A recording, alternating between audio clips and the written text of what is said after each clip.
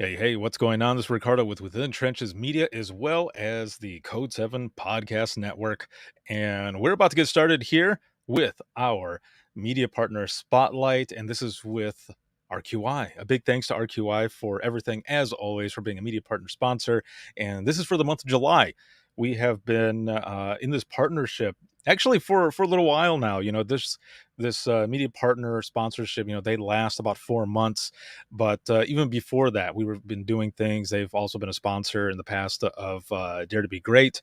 And there's just been a really good time. Also had Julie Buckingham, who's the program director of RQI, on the podcast, sharing her story as well as her love for this company, but as well as the program and everything that has come from it and what people have learned. So it has been awesome to have them as a media partner, not only for a lot of the blog posts that they put out there and what it is that they're doing, not only for especially for those out in the field, those who are calling in, but those in the center, to be able to continue to practice and get all what they need to do. Because a lot of times, in dispatch, when we start training for certain things, some of the things that we start off training immediately, if you're doing all three disciplines, of course, are alarm calls.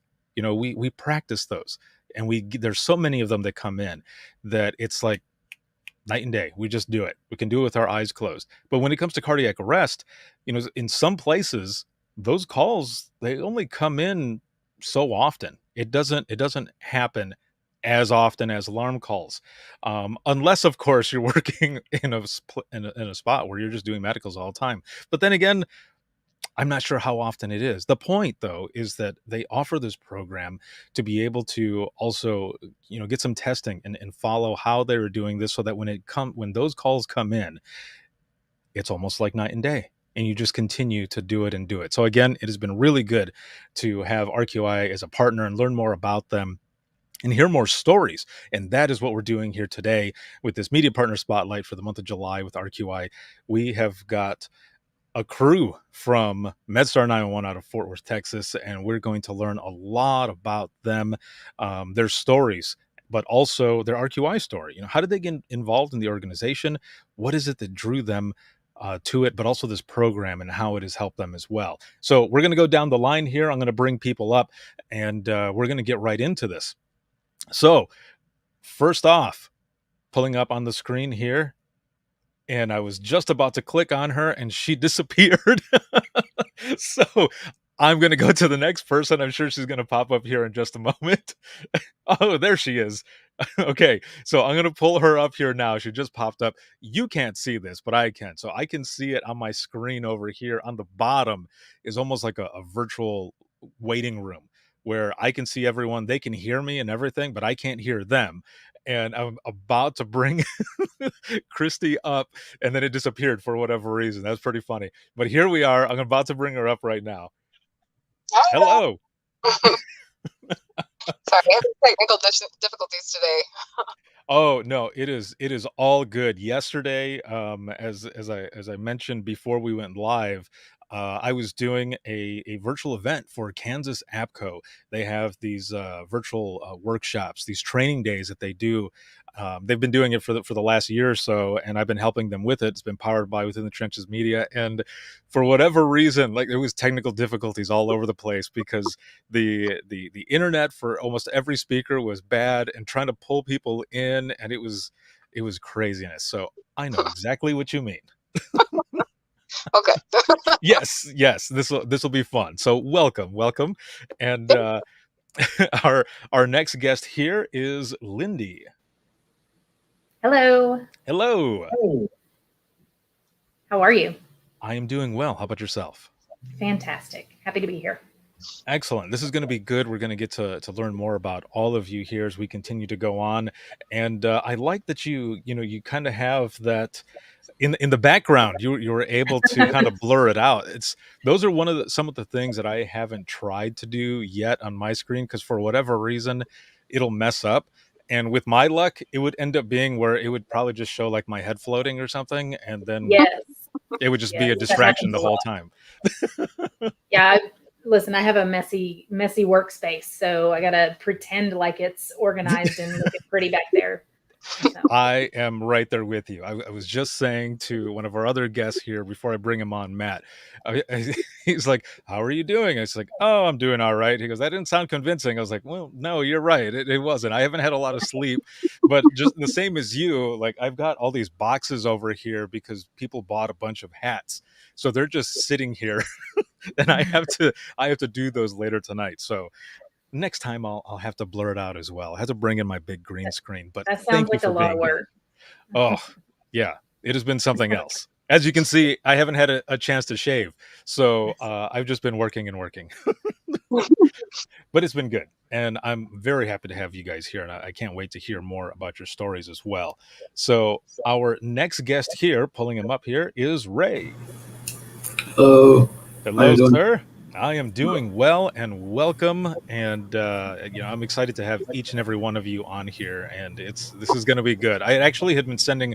I was talking with Julie a little bit on LinkedIn as we were getting started here, and she's like, "I'm so excited to hear what everybody has to say." I was like, "Me too." I was like, "It sounds like there's going to be some excellent stories." So finally, last but not least, we have Matt. Welcome. Thank you very much, Ricardo. And I serve no real function except to try and help folks connect dots. Oh, perfect.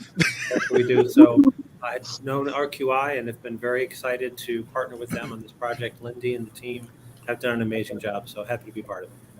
Excellent. Well, this is going to be good, and there always needs to be someone to connect the dots so that so that we can all understand and how everything is going. So I want to start out here with Christy right off the bat. How many years have you been in public safety, and how did you get into it to begin with?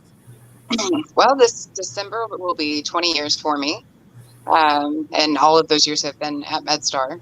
I got into it, kind of fell into it, or it kind of found me. I got injured in high school and was transported by MedStar to the hospital, and that kind of ended my soccer career. Then after 9/11 was shortly after that, I felt like I had a calling and I needed to work in public safety and just try to help people the best way I could. The quickest, easiest way for me to get in was dispatch, and that's been my home ever since. I've gotten my EMT, but I don't work in the field currently. I just really enjoy working in dispatch and training people and trying to make a difference. And that's probably one of the best parts, right? Is trying to make a difference in everything that you do. Do you if you kind of reflect on your time, these years that you had, what was it that you think kind of really helped it get into your blood? Because everybody says, public safety, it gets into your blood, whether it be 911, law enforcement, whichever. It somehow gets into your blood quickly. And for me, it was probably some of the first few calls that I'm sitting there, and afterwards I thought, this is where I'm supposed to be. Like I just felt it. It's hard to pull specific incidents out of your head, but it's, having that satisfaction of knowing that you made a difference in somebody's life, and whether it be a small or large way, and you were there on their worst conceivable day and you were able to help them. There is one call that really, really stands out for me. It was probably about 15 years ago. We had an ice storm, and there was a gentleman that had stopped to help two women on a ramp going from one freeway to another, to assist them. And they had wrecked out on the ramp, and come to find out they were both pregnant. While I was on the phone with them, I could hear more vehicles kind of wrecking around them. And we were able to try and instruct them to get back in the car and wait for the paramedics and the police department so they could walk off the ramp. We had multiple calls coming in. I disconnected that call and went on to the next one. And then the following call for that one ended up being him. He had not gotten back in his vehicle yet, and he had been struck by another vehicle that hit his car that knocked him off. I believe it was like a 70-foot bridge. And he somehow managed to land in this very small patch of grass. His phone was still connected to 911, to the police department, and they reconnected him with MedStar. And it shattered, but it was still connected, and it landed a few feet from him. And it took a little while to figure out it was him. And then we weren't sure which side he had fallen off of, and we had to use different units with different types of sirens to kind of basically echo his location. And we got to him and got to the hospital and found out he had broken almost every bone in his body, but he survived. And about a year later, after intensive rehab, he was actually able to walk out of the hospital. And that one is, I'll never forget that call. That's just, that I was able to help him in some way was just incredible. And that everything aligned so that we could help him and get him to the hospital. Right. Oh man. Like I can't even imagine. Like that is one that would definitely stick with me as well. And geez. It's yeah, that's hard to come back, right? With something on that, especially a story like that, and the fact that you ended up speaking to the person had this long fall and had just about every bone in his body broken, but still also the phone somehow was still working. Like, so I have to ask, like, did you hear anything else from this person? Like you said, about a year later, this person ended up, walking out of there. They ended up, making it and being fine. The reason I ask is because people always say that, they're put into our lives for a reason. And also when people have a scare or something like that, people always say, well, someone's got a bigger, story, or there's something more for you out there. So that's why I ask, like, this person went through all of this, but also had you there as well to help. Did you hear anything else, or how did this affect you? Well, initially, the impression everybody had gotten was that he wouldn't make it. I believe the crew said that he was taken directly to surgery and just wasn't expected to make it. And I believe the news had gotten a hold of the story and had done a follow-up piece on him. And then we were able to kind of connect the dots later on and find out that it was actually him. So a year had gone by, and I just assumed he had passed away. So I was elated to hear that he had survived, but unfortunately never did get to connect with him and meet him. But that's okay. I'm just glad he's okay. Right. No, that is definitely a story. I want to move over to Lindy now. How did you get into public safety to begin with? My best friend at the time, I was 18 years old. She wanted to be an FBI agent, and so she decided the best place to start was 911 dispatch in our hometown. And she got started in it, loved it, and she was like, "You have to come do this with me." So I applied, and I started off as a police and fire dispatcher. And it's like you said, it got in my blood. I absolutely loved it. So, and that's been, I'm not going to do the math for you, but it's been a lot of years. That's perfect. And I was gonna say, right before you said that you loved it and it got into your blood, I was gonna say, was there ever a moment that you, like, maybe pulled your friend to the side or looked at your friend and said, what did you get me into? Like, was it ever overwhelming or like crazy in the beginning? No, I absolutely loved it. I went directly to the night shift and worked the night shift basically my whole career. And I mean, I've just absolutely loved it. And, she got out of it. She actually did not go on to be an FBI agent or get into law enforcement. She actually did not enjoy it as she thought she would. But I did. And I was like, this is the best thing ever.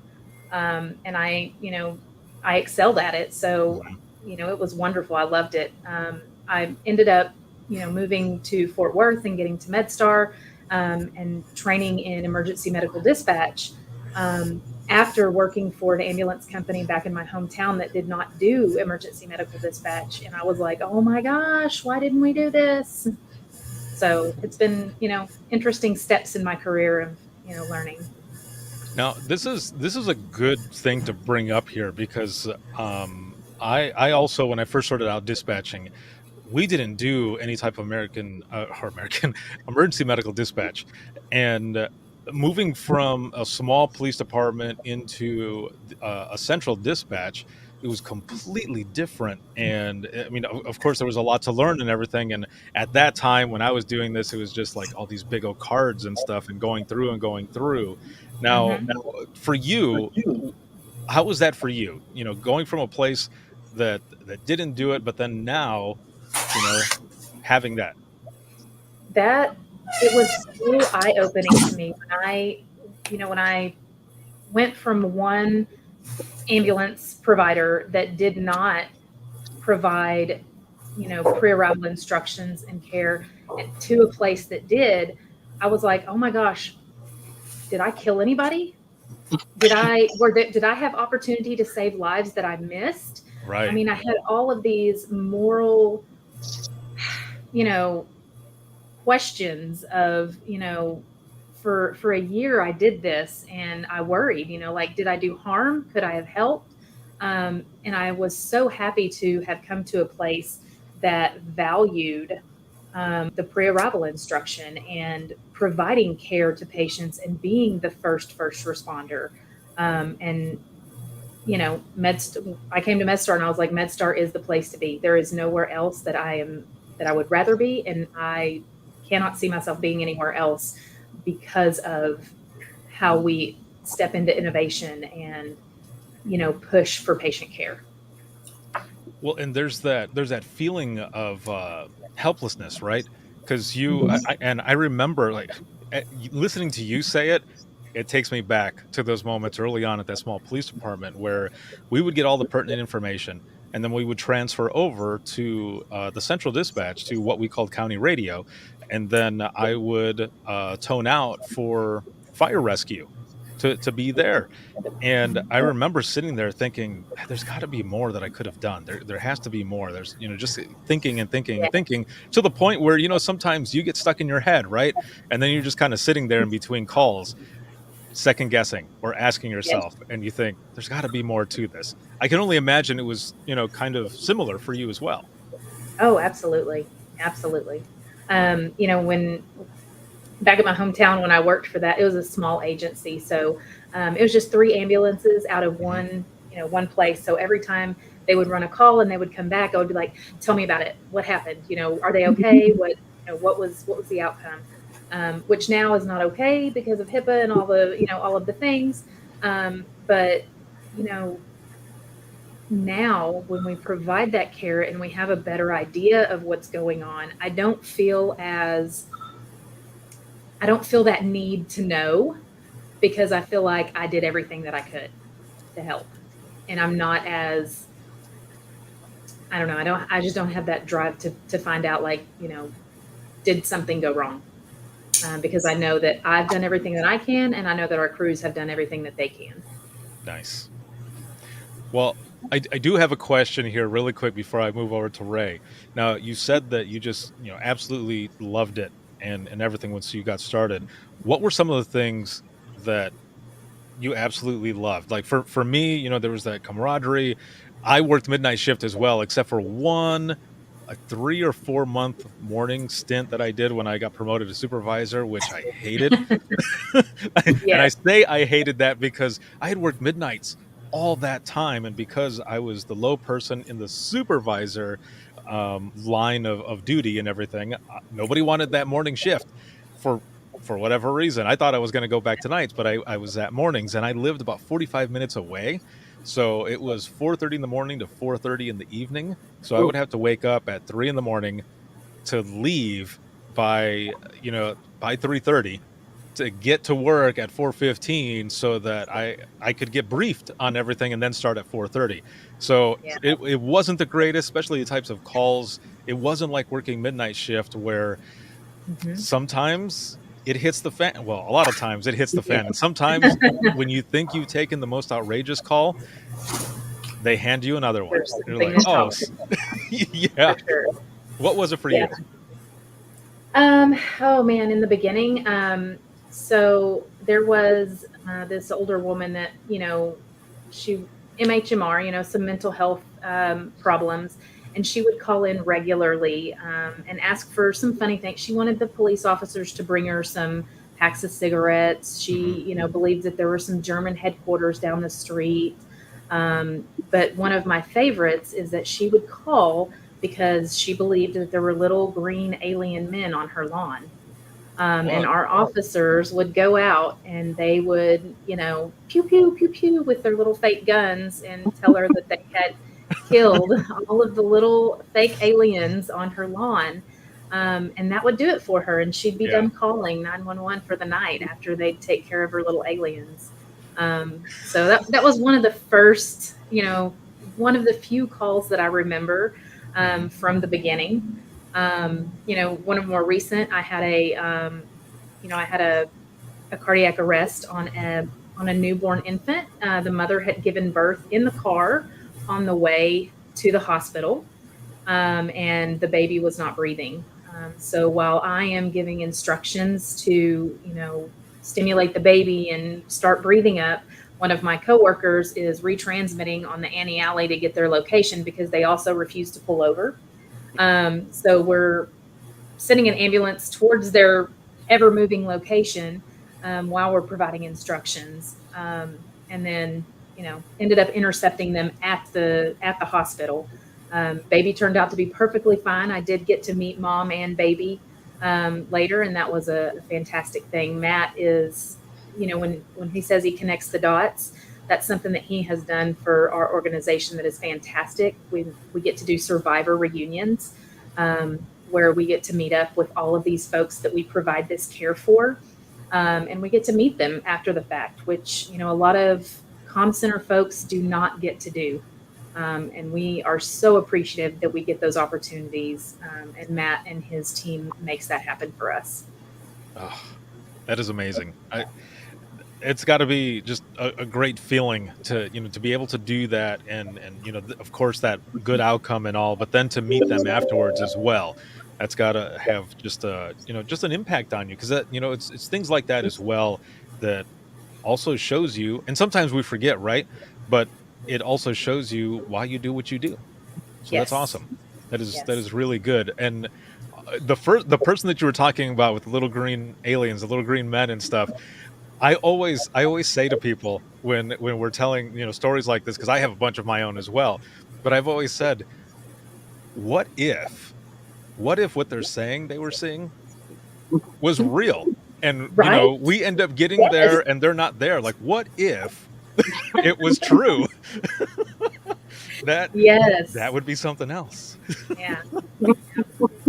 Now, And sometimes you just got to have fun with it. of course, yes, of Yes. course. That's why we were there to do what we do, and we always have to take a priority one, because it's that moment, where someone doesn't or whatever, that something ends up happening. But yeah, that's one thing that I've told people, like, what if that is actually true? Like, what if the person who Yes. said they saw an elephant that was going down the road, like, what if it was true? And something like that did happen. I think in Canada a few years ago, someone had called and they thought it was a joke. Like, you can find it on YouTube. And there was a circus that was in town, and actually all the animals were loose, and they're all over the place. Yes. That would be so fantastic. I would love to be on a ride out when that happens and Right. encounter that. That would be great. That would be something as well. Yeah. Now over to Ray now. How did you get involved in public safety to begin with? Well, I've always known that I wanted to work for MedStar for some odd reason. Even as a young kid, I would see the trucks sitting at different stores, different places, and I always knew I wanted to work for MedStar. Didn't have a clue what really they did, but I wanted to work for MedStar. So as soon as I became 14, I became an explorer with MedStar, and I've been there ever since. I've been there for 18 years in September. Started out as a EMT in high school, then got hired on as an employee. Been in communication for about 10 years now. Oh, wow. So, okay. So how old were you then when you started as an EMT then? My first ride out as an explorer, I was 14. I got hired on at 18 right out of high school. Oh, okay. So you were seeing things right away then. Yeah. I spent my prom years in the back of an ambulance doing a ride out. My prom. Oh man, no way. Yeah. That is Right now is more important. Oh man. Oh, so you definitely knew, like you said, you definitely knew what you wanted to do, especially if you spent it like that, but also seeing things so early. So, a lot of us, it seems like, started early. When I started in dispatch, I was 19. I was not far from 20 and stuff. And we're still developing a bunch, right? But we're seeing these things, we're hearing these things, And sometimes, especially friends and family, I remember, even now though, when I talk about certain things, they would say, how did you do it? How did you do it this whole time, piecing that together? But for you, also as a young age, if you were out doing ride-alongs and seeing certain things, you're definitely preparing yourself. But you know your mind, like, how was that for you? It was hard in the beginning, but I've Hmm. learned to do things I enjoy to get my mind off of the negative effects of what we see in here sometimes. Hmm. And I would go back to school after a ride out, and everyone want to know exactly what I saw for the weekend. But I can imagine. I can imagine going in there and saying, "All right, tell me what happened. What did you do, man?" Like, we can't I really had say four a shoes. lot, but yeah. So I guess in the beginning, then going into also like the communication side. Now, this is one thing that I have to say right off the bat is that I applaud and commend you all for being able to do just medicals, for the whole shift. Like, I was good at medicals, but man, I don't know if I could do them over and over and over, like all day. I would need the law enforcement or fire, whichever that part, to kind of get in there to break up that the chaos that can be 911. So again, I applaud you all for being able to do medicals pretty much all day. So Ray, when you first started out in communications and everything, what was that like for you in the beginning? It was kind of hard in the beginning because as a paramedic in the field, you do everything yourself. But in Hmm. the comm center, you have to convince someone else to do something else that you need to do. So that was kind of hard to adjust that period. But So it's almost like your hands are tied, right? Because you're always right there with the person doing and everything. And like you said, you have to convince them now. And I had a good friend who had come from EMS, and he was still doing it part time as well. But he came in from EMS to dispatch, and he was telling them certain things. And I remember after the call, like, we all had this conversation, and were asking, how come you had said it that way or whichever? And he's like, well, that's the way we do it out in the field. And I would say, well, technically, you're kind of breaking our protocols, and we have different ones in here. And I remember it was hard for him as well because now he's not hands on anymore. So it sounds like it was kind of the same. yeah, yeah, just because you're used to doing everything yourself, and now you require someone else to be your eyes and ears and do your assessment for you. And also, you kind of look a little bit deeper in the calls because of your medical knowledge. You kind of Mhm. diagnose instead of go based on signs and symptoms. So that was a hard transition as well.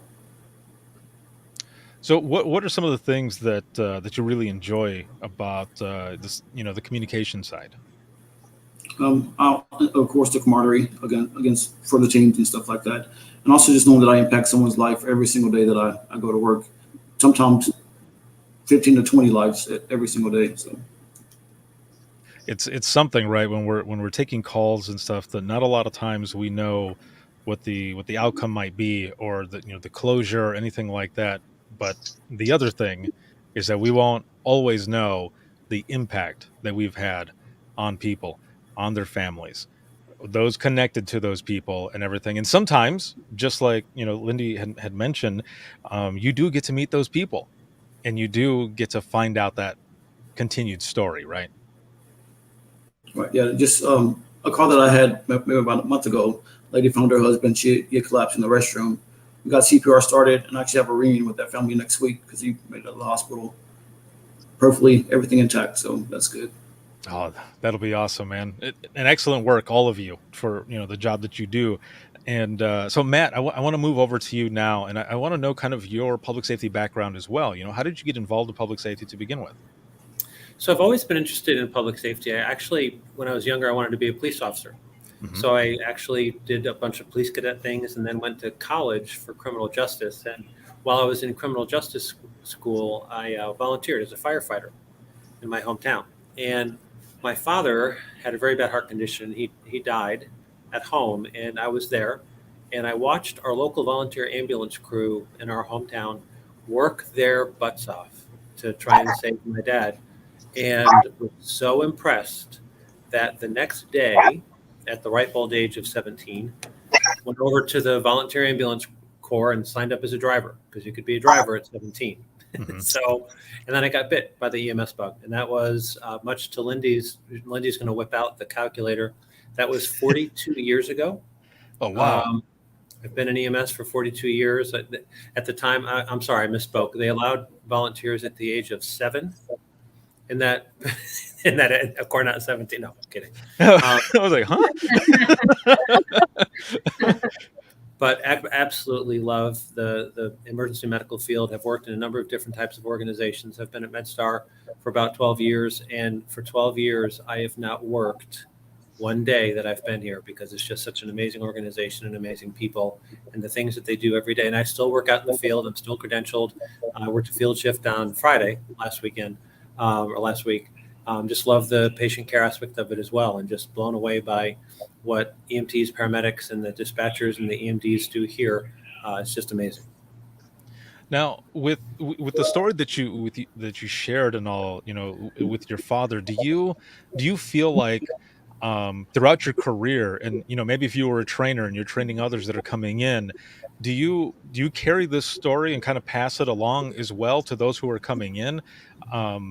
Because it was something so prolific, of course, the loss of your father, but also to be able to kind of push you into this field and really continue to do all of this. Would you say that it's kind of been I guess motivation driven you as well? I think, honestly, Ricardo, it was the tipping point that Hmm. got me into the profession. But like everybody else who has chosen to make this a career, the career itself is motivating. Yeah. And, I'm grateful for my dad for obviously all sorts of things, but Yes. for certainly bringing me into this career field. And there isn't a day that goes by that I literally don't say, "Hey, Dad, thank you for today." Because the career, whether you're a dispatcher, whether you're an EMT, paramedic, administrator, logistics tech, operations manager, it gives back so much more than you give into it. Hmm. Oh, that's amazing. Now, Lindy had message mentioned, however, that you as well as the rest of the team kind of help with reuniting everyone. How does that work sometimes? Do you just kind of reach out after you know that something has happened? Or I guess, how about this? What is the importance to you really to kind of reunite them and kind of have this closure into those that they helped during these calls? Rick, that's a really great question, Ricardo. And it's beneficial for two groups of people. The family, because the family typically doesn't understand everything that went into that successful outcome. So what we do here, and I'll use the example that Lindy used. We Mhm. learned about that scenario because honestly, Lindy and the team told us, "Hey, what an amazing thing we did this morning," and blah blah blah. So we know everybody at the hospital. We called the hospital and said, "Hey, we'd like to do this reunion," and that kind of thing. But when we do those reunions, we just don't bring in the MedStar crew. We bring in the first responders that were on the call. We bring in the dispatchers. We bring in the logistics techs who stocked the ambulance, the mechanic who last PM'd that truck, so that the family recognizes that there was a team of people behind that successful outcome. Not just the first responder on the fire truck, or not just the crew on the ambulance, but all of the people that were involved. The emergency medical dispatcher who walked people through CPR, bleeding control, childbirth, whatever it was, so that they understand that the system is what leads to that outcome, not one component of the system. See, and that's amazing right there. Like I'm putting myself in, let's just say, someone's shoes who is going through this process, getting to meet everyone, and that feeling, like I feel it of finding that out, that it's not just the voice that's there on the phone, of course, that is doing so much, and there with them throughout the call, but also after the call as well, depending on how the call goes, whether it be good, bad, happy, sad, whatever. But to have them come in and see that every single component that helped them to get through that right there, that is amazing. That's got And to it be a good does the feeling. same, it does the same thing for all of those people. So when you bring in the mechanic who serviced that ambulance last, when you bring in the logistics tech who stocked it, when you bring in all of the different people that were part of that process, it grounds them in reality that what I do in this organization, turning wrenches, stocking bins, stocking bags, whatever, makes a difference in people's outcomes. And that's really cool. And hopefully it motivates them as well.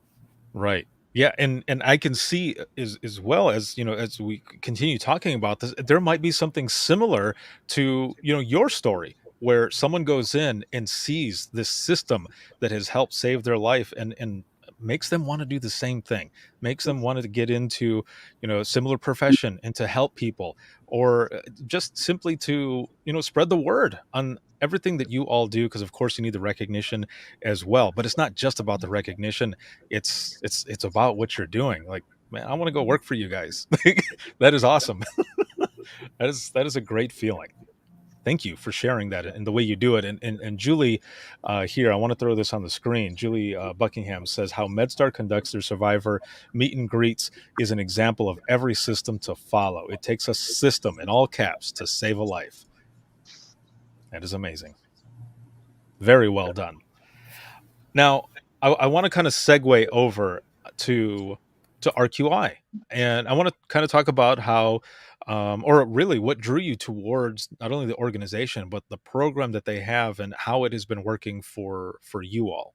So, maybe Matt or whoever wants to take this question here. I'll kick it off just from the dot connection. So Sure. we've been working with RQI on a couple of other projects regarding field resuscitation, and Julie and her team reached out and said, hey, we've got this cool thing about telephone CPR. And we know from all of our data and statistics, and Lindy and Ray and Christy and everybody knows that really the biggest impact on patient outcome is going to be what can you do before EMS gets there? Mm-hmm. Bystander CPR, AED, all that kind of stuff. So when RQI reached out and said, hey, we've got this quality improvement project for telephone CPR and the AHA metrics, and we have a very close relationship here with the American Heart Association. In fact, Raylan chairs our Heart Walk committee for the last several years and does an amazing job. So it was a logical fit. And then having Lindy and her team be able to really take the ball and run with it. And I'm going to pass the ball to her to talk about what it was like to get involved in this process from early on. Perfect. Yeah. So we've always been, not always, but, for many years, at least the last 10 to 12 years, we've kept a close eye on our hands-on chest time. And our goal has always been to be at 2 minutes or less. So, when they approached us about, getting this training every quarter rather than our folks waiting every 2 years to retrain on CPR, we thought that was just a fantastic idea. And the first time was a little daunting, having to get on a computer and do a video and do a live simulated call with somebody. That's always, a little bit nerve-wracking. Mm-hmm. But we have, we've been in it for a year now. We just had our, we're right at a year actually. And every single simulation has been an excellent learning opportunity. Every simulation gets progressively more complicated, and we learn more and more every time. And as we bring on new folks, they start back at the beginning, and then they start progressively getting more and more. And I think that we have learned some really great things that we had not ever even thought about, prior to partnering with Julie and her team. And man, it's just been fantastic. And I have actually gotten feedback from our from our training officers, from, frontline staff, just saying, I really enjoy this. This has been super helpful. We've noticed in our QA process that, the pieces that they've provided to us have been implemented, on a daily basis. So it's been a very rewarding partnership. It's awesome that, it's something that you're training on, that there's some sort of simulation. And I want to ask you how the simulation and, the training and everything works here in just a moment. But I just wanted to kind of hammer away the fact that, even when I was in dispatch, we would at least twice a month practice our TTY and test it, to make sure it was working. But the time that we practiced for, CPR and cardiac arrest was, like you said, when we go either for research or when a call is coming in and we're doing it over the phone. And just, these past few sessions that I've done where I've heard stories with, RQI and their program and everything else, it makes me wish I had something back then, so that, just like I was saying in the beginning with these alarm calls, that it was like I could do it with my eyes closed. It was super simple, and I had that level of elite confidence or whatever. The alarm call was nothing. I wish I kind of had that, as well, with some of those cardiac arrest calls. Of course, I was doing everything that I was supposed to be doing, but there was still that little bit there where it's like, I'm doing this right? Like, am I, and I can just imagine that's how the testing and the simulation ends up helping. Because, as you said, you've gotten some good feedback from it. Oh yeah. I mean, it's something as simple as, telling your caller to put their phone on speakerphone before you start giving instructions. Mm-hmm. And it's so simple. And when they tell you this on your first simulation, you're like, well, duh. I mean, why didn't I think of that? Right. Yeah. It seems so elementary, but it's something that we were not doing consistently. But we have become very consistent with it. And it really makes a difference. It saves a lot of time to tell them to do it in the beginning, because now they're not putting down the phone and walking away from it. They're putting you on speakerphone, and now you can continue to communicate and you're not losing time. So simple. And it just took somebody saying, hey, why don't you do this? Oh my gosh, brilliant. Geniuses. Light bulb. It's not, it's not huge, massive changes. They're not coming in and saying, you've got to change everything you do. It's these little simple things that make huge, massive differences in people's lives. That's amazing.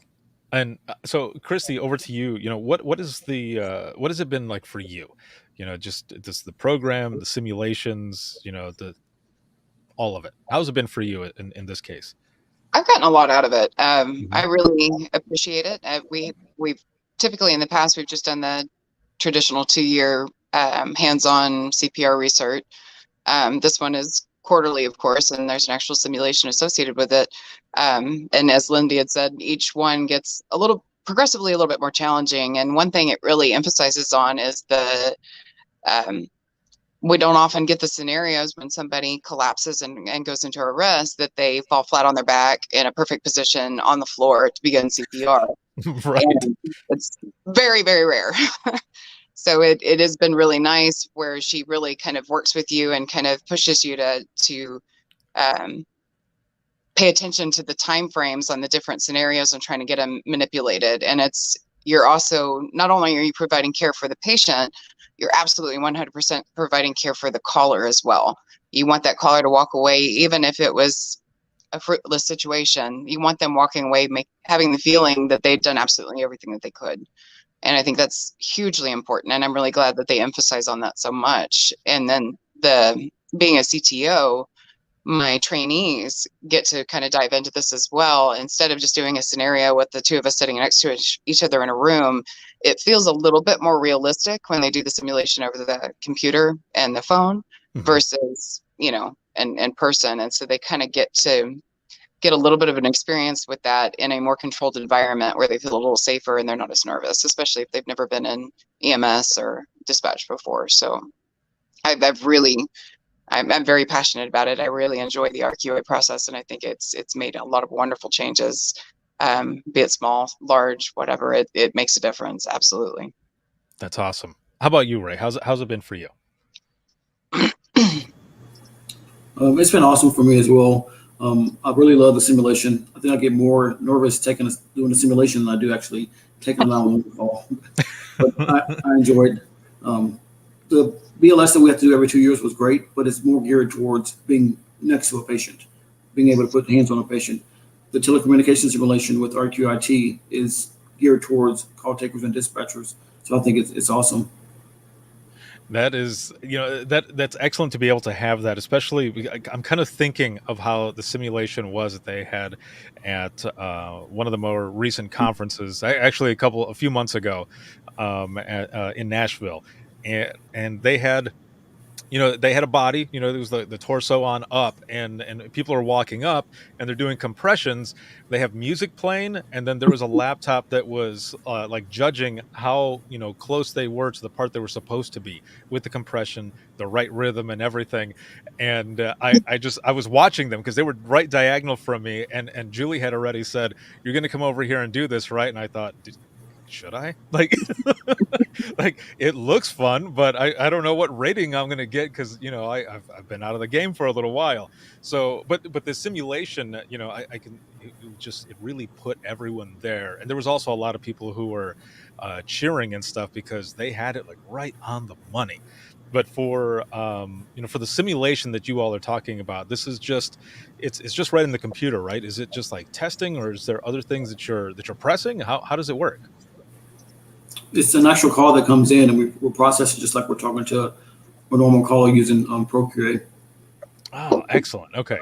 So it goes like that as well. So this question will be over to Lindy then. Um, a lot of us in dispatch, there's a little bit of that control thing, right? But No, we're yeah, not control no, not freaks. at all. We don't want we're not about control, right? Well, Not at all. the question though is more towards kind of and it kind of correlates a little bit, but more so towards like competition.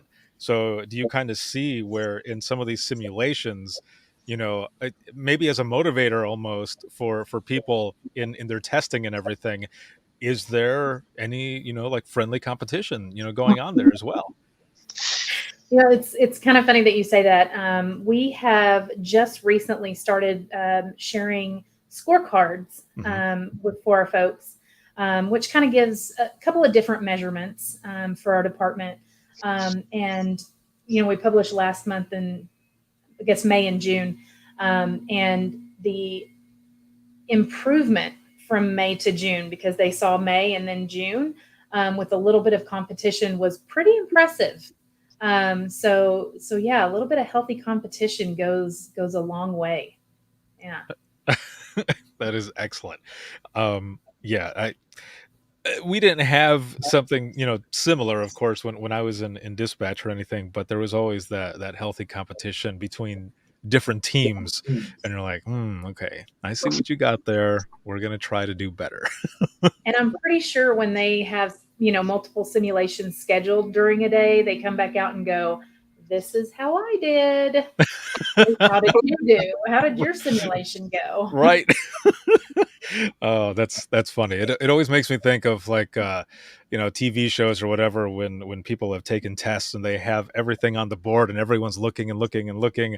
It's pretty much the same thing. You have people checking out the scores and then I don't trying to I do don't get to something take better. calls as often as I used to. So when I Mhm. do my simulation, it's more like, don't ask. It's been a while for me. So I tell Adrian, I'm like, please go easy on me. Okay. It's been a minute. But I do mine every quarter like everybody else because I need the practice. That's awesome. Right. And that's what the program is all about too, right? You Yep. you got the continued practice and everything else. And everyone is there for the same thing. And it's to help save lives as much as possible. I want to move over to Ray here really quick as we're kind of getting towards the wrap up of this media partner spotlight here for RQI. So I want to ask, reflecting on your career and especially presently, everything, whether it be with this program or just in general with the job, what is something that you're most proud of? Oh, that's a hard question.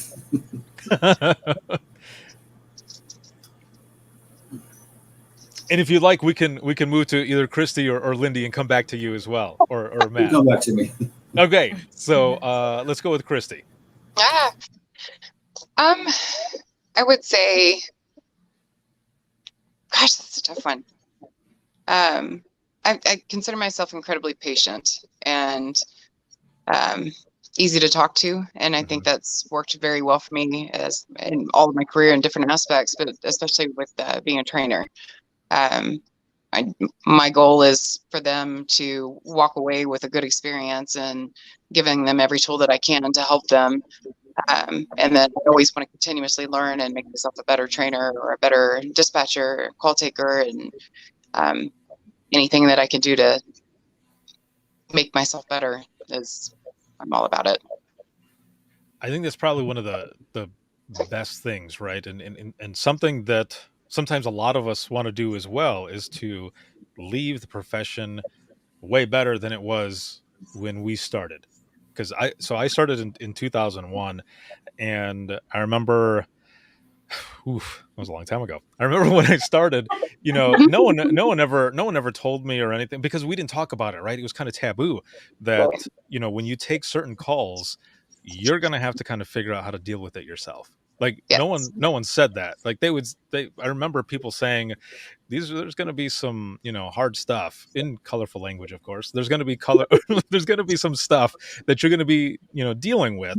But it was never about the self-care or anything like that. It was until years later. So when I started doing everything that it is that I do now, it was one of those things where I just want to make some sort of mark and hopefully leave it better than it was when I started.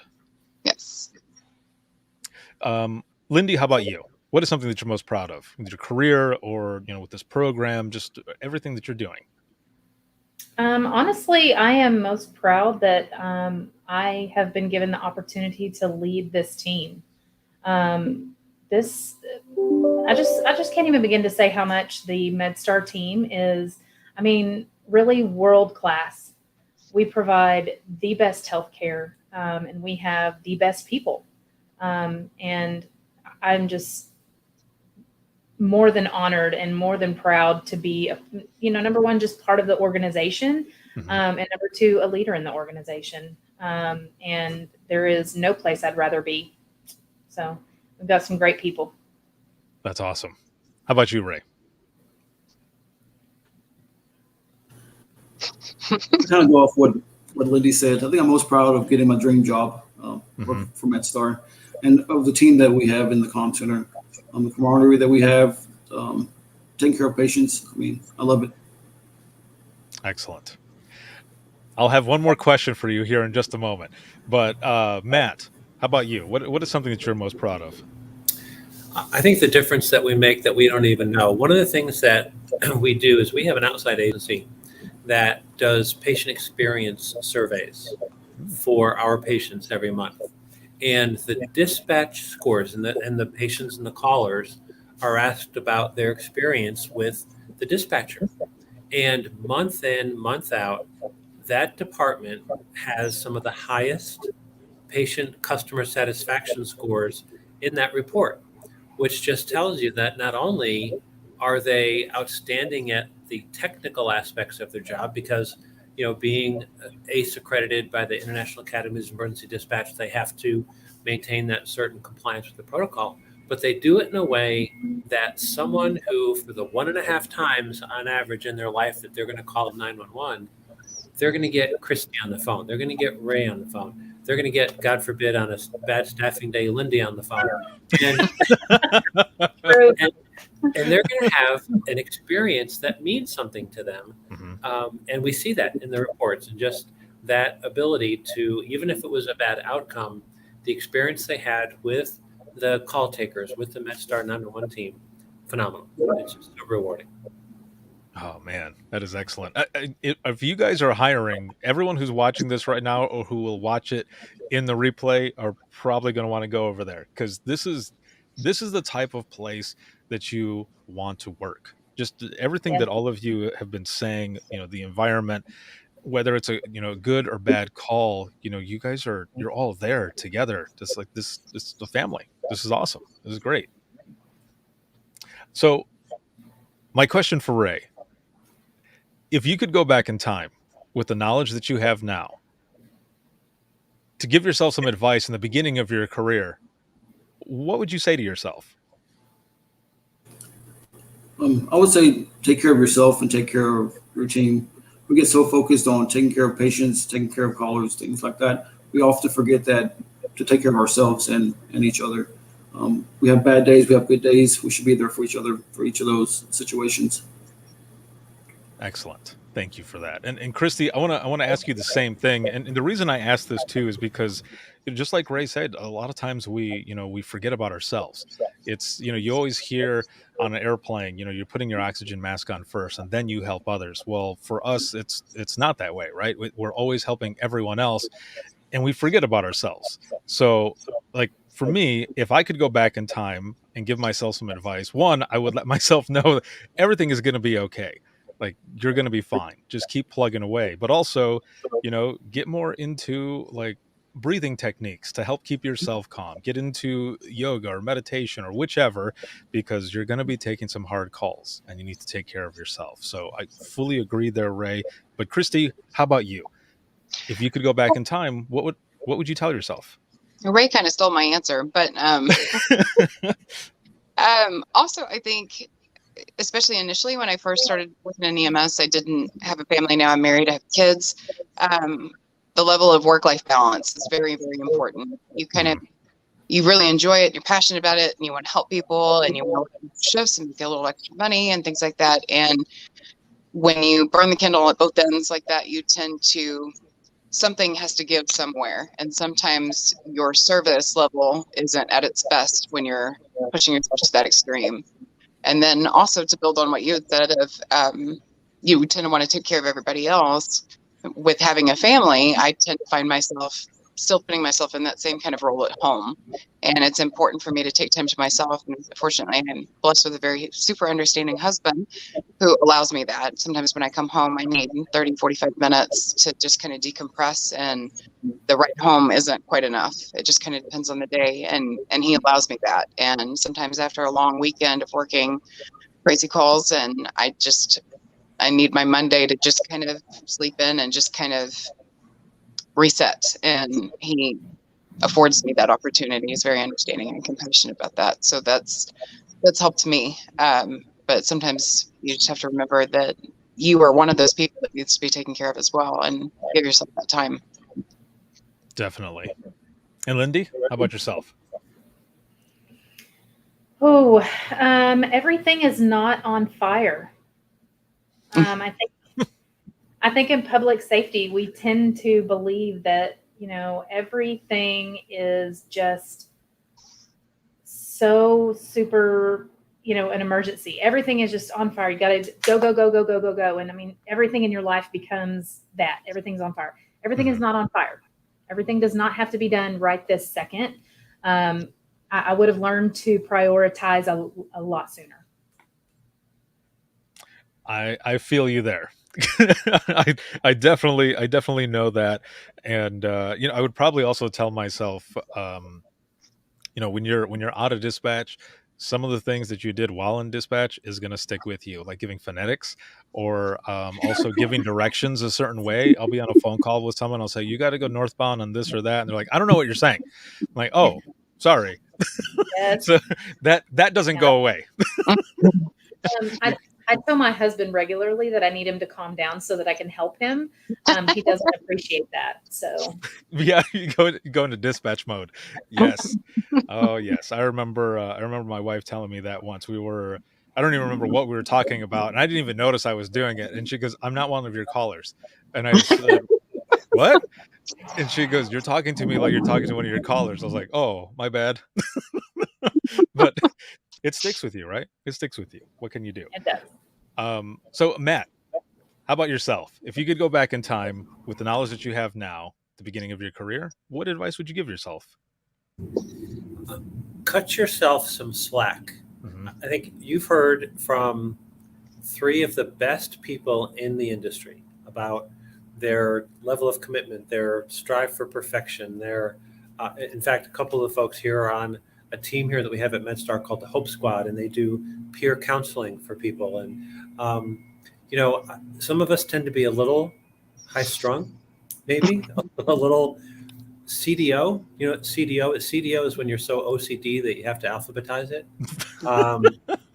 And if I could have given myself advice 40 years ago, it'd be to cut yourself some slack. You're going to make mistakes. You're going to do things incorrectly. If you're not making mistakes, then you're not trying hard enough to change things. We do programs here for other communities called scar avoidance, because we got a lot of scars, and because we learned 1,000 ways not to invent a light bulb, right? Because we tried a bunch of different spaghetti up on the wall and they all fell off, but one of them stuck. But just don't take yourself so seriously and try new things. And if they fail, okay, you learn something. Let's try something different. It's all good. Awesome. Well, thank you, all of you, for being on, sharing your stories, sharing, your experience with this program, partnering and working with RQI, just all of it. Thank you so very much. For those who are looking to find out more information about MedStar, or just if they had any questions or anything, where can they go? Are you just on? Is it just a website, or is there social media? How can people figure out more or find out more? Rather, best place is medstar911.org. We are a governmental entity, so we use the .org. So MedStar 911, the number is 911.org. There's all sorts of information on there about what we do, how we do it, positions that we have open. And I think, Lindy, there's on the careers portal on our homepage, there's a position opening right now for call takers, right? Yep, I've got 3 open positions. There you go. Awesome. So that's so you can learn more. Excellent. All right. Well, thank you again for everything, for being here, and for sharing these stories, and just all of it. Thank you for the job that you all do. This has been amazing. And I will be right back here with all of you in just one moment.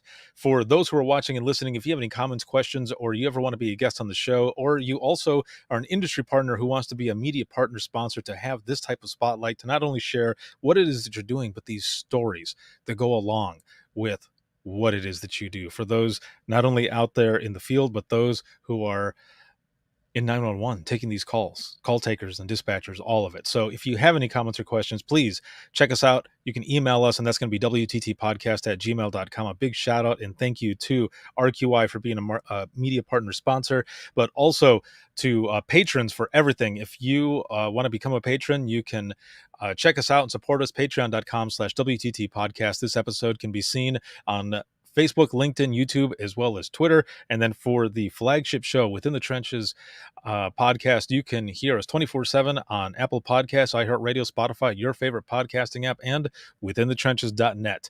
Have a good one, everyone. We'll see you in the next one.